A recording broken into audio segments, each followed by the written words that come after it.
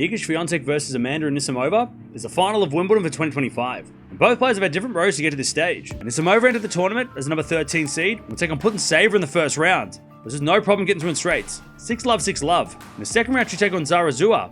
And again, no problem getting through in straights. 6-4, 6-3. In the third round, she'll take on Gauff. And this was a battle. After splitting the first two sets, she'd fight to win in the third. 6-3, 5-7, 6-3. In the fourth round, she'd take on Noskova, the 30th seed. And again, after splitting the first two sets, Anisimova would win in the end, 6-2, 5-7, 6-4 to advance to the quarterfinals. In the quarterfinals, Anisimova would take on Pavlyuchenkova, who was a bit of a surprise to get to this stage. And after running through the first set, she'd fight to win in the second, 6-1, 7-6 to advance to the semifinals. In the semifinals, Anisimova would take on Sabalenka, the number one in the world, who she'd actually beaten 5 out of the 8 times that they've played. And this is a battle. After splitting the first two sets, Anisimova would win in 3, 6-4, 4-6, 6-4 to advance to the final. Swiatek entered the tournament as number 8 seed and would take on Kudermetova in the first round. And after a close first set, would get through in straights, 7-5, 6-1. In the second round, she'd take on McNally, and after dropping the first set, would fight back to win, 5-7, 6-2, 6-1. In the third round, she'd take on Collins, who she'd lost to on the clay courts in Rome a couple of months ago. There's no problem for Swiatek getting through in straights, 6-2, 6-3. In the fourth round, she'd take on Towson,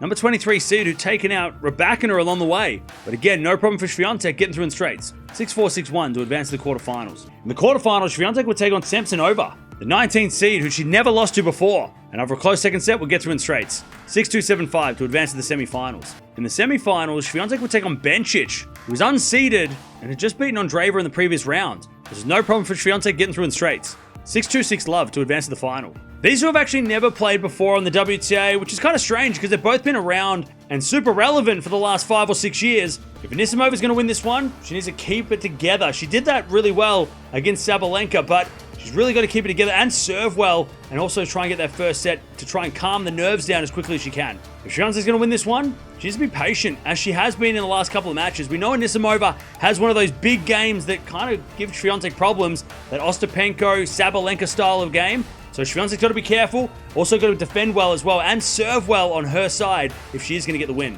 Fun final here, and maybe not the most expected final. I'm going to go with Swiatek, though, in a close 3-setter. I reckon she might just outlast and out-nerve Anisimova. I think Anisimova might just be a little shaken. First Grand Slam final, big occasion. I'm going to go Swiatek with experience to get through in 3, but let me know in the comments below who's winning this one.